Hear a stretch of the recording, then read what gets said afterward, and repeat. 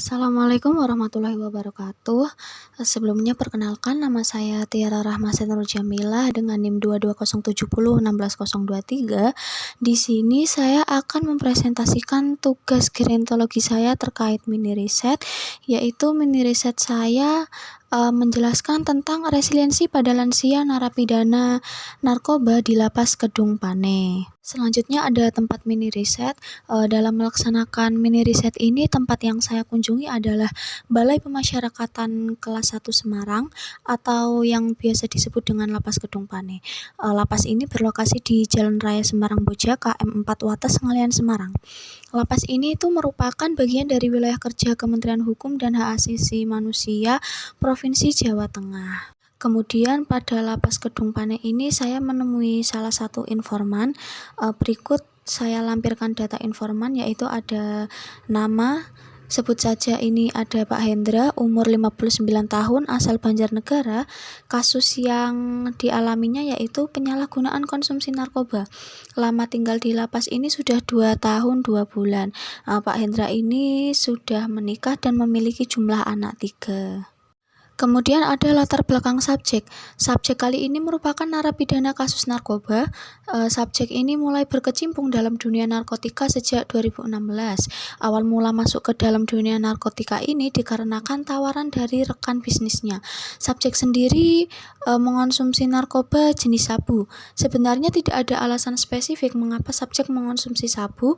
Ia hanya tertarik karena ada iming-iming sensasi bahagia dan semangat dalam bekerja. Kemudian ada hasil wawancara. Dari kajian literatur sebelumnya, narapidana yang masuk penjara atau yang biasa disebut lapas tentu saja mendapatkan kendala. Pada situasi awal masuk penjara merupakan keadaan yang paling mempengaruhi psikologis narapidana. Seperti yang disampaikan pada subjek ini, bahwa awal pertama masuk, subjek merasakan guncangan psikologis karena memiliki gambaran bahwa penjara itu merupakan suatu tempat yang negatif atau suatu tempat yang mengerikan. Pada penelitian Holmes dan Rahe juga tahun 1967 membuktikan bahwa hukuman penjara menduduki urutan keempat dalam skala urutan pengalaman hidup yang menimbulkan stres. Untuk aspek-aspek resiliensi pada subjek sendiri ini, yang pertama ada aspek kompetensi pribadi, standar tinggi, dan keuletan. Nah, individu tetap gigih dan tidak mudah kehilangan keberanian meskipun mendapati kemunduran dan menerima tantangan untuk berjuang dengan baik sehingga mencapai tujuan yang direncanakan meskipun terdapat rintangan. Nah, pada aspek ini subjek memiliki keinginan untuk merubah dirinya menjadi lebih baik. Subjek lebih sering mengikuti kegiatan keagamaan yang awalnya subjek dikatakan sangat jauh dari Tuhan. Subjek bahkan sering ikut membantu mengurusi segala kebutuhan pada tempat ibadah di dalam lapas dengan skill yang dimilikinya, seperti memperbaiki perabotan yang rusak dan memperbaiki listrik jika terjadi kendala. Selanjutnya ada aspek kepercayaan pada naruli, memiliki toleransi pada pengaruh negatif dan penguatan efek stres. Nah, individu tentunya memiliki kemampuan untuk mengatur emosi, memiliki kapasitas terus mengerjakan tugas, berpikir dengan jernih dan ulet, dapat bekerja baik ketika kondisi stres. Nah, individu dapat menyesuaikan diri terhadap pengalaman emosional yang negatif. Pada aspek ini dibuktikan pada subjek bahwa ia mulai bisa menjalani kegiatan sehari-harinya pasca ia ditangkap menjadi narapidana di lapas dengan normal. Yang awalnya ia pertama masuk itu merasa tertekan, lama-lama ia mulai terbiasa beradaptasi pada lingkungan lapas sendiri. Aspek selanjutnya ada penerimaan diri yang positif terhadap perubahan dan hubungan yang aman dengan orang lain. Individu mampu beradaptasi secara baik terhadap perubahan atau stres, bahkan lebih cenderung menganggap hal tersebut sebagai tantangan. Maka dari itu, dalam merespon situasi sulit, individu cenderung sabar dan dapat menghadapi kondisi sulit sehari-hari. Bisa dilihat pada aspek ini, subjek sepertinya masih belum bisa menerima secara positif dirinya sendiri terhadap perubahan dan hubungan aman dengan orang orang lain. Dilihat dari hasil wawancara bahwa subjek mengatakan ia sedikit menyesal karena mengejar suatu kesenangan tapi malah membuat hancur keluarganya. Sekarang anak istrinya entah tak tahu keberadaannya di mana dan mereka tak pernah berhubungan lagi semenjak subjek ditangkap sebagai narapidana.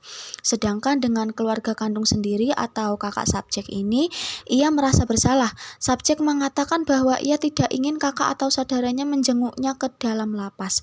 Karena itu menurutnya itu sangat merepotkan. Sudah cukup subjek tertangkap sebagai narapidana dan itu sudah merupakan suatu hal yang sangat-sangat merepotkan. Jadi subjek meminta kakaknya agar tidak usah terlalu memikirkan dan mengurusi dirinya dalam kasus ini. Selanjutnya ada aspek kontrol.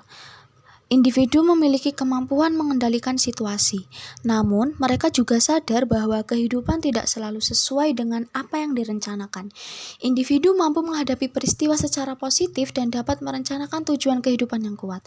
Nah, pada aspek ini tuh subjek termasuk memiliki kontrol yang baik. Ia berusaha melewati masa-masa hukumannya dalam lapas. Ia mengatakan bahwa tidak ada gunanya penyesalan karena ya memang sudah terlanjur. Sekarang ia berpikir untuk menyelesaikan tugasnya di sini dan memperbaiki diri menjadi pribadi yang lebih baik. Selanjutnya ada pengaruh spiritual. Seorang percaya pada takdir Tuhan dan nilai-nilai tentang keyakinan. Hal ini bisa dilihat dari individu berdasarkan perilakunya dalam keseharian. Spiritual ini dapat membantu mereka dalam mengatasi kondisi sulit dan membawa mereka kepada hal yang positif. Sebab tertanam kepercayaan dan ada tujuan yang besar untuk hal-hal yang akan terjadi pada mereka. Nah, pada aspek spiritual inilah yang paling berpengaruh pada subjek. Subjek mengaku bahwa selama ia hidup sebelum masuk lapas ini, ia sangat jauh dari Tuhan. Ibadah pun tidak pernah. Bahkan, subjek menyatakan ia seperti tidak mengenal adanya Tuhan. Setelah masuk lapas ini, ia tersadar dan akhirnya mulai mendekatkan diri kepada Tuhan, sehingga ia mempunyai semangat hidup. Ia pun percaya mungkin ini adalah balasan dari Tuhan akibat ia terlalu mengejar kesenangan dunia dan tidak lagi mengenal apa yang namanya Tuhan dan agama. Untuk kesimpulan dari mini riset ini sendiri, subjek memiliki resiliensi yang cukup baik.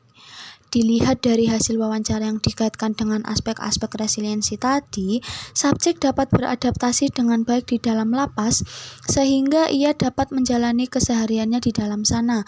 Walaupun pada awalnya subjek sempat mengalami tekanan, akan tetapi subjek memiliki kekurangan pada aspek penerimaan diri yang positif dikarenakan kurangnya dukungan dari keluarga terdekat, yaitu istri beserta anak-anaknya. Terima kasih, sekian presentasi dari saya. Wassalamualaikum warahmatullahi wabarakatuh.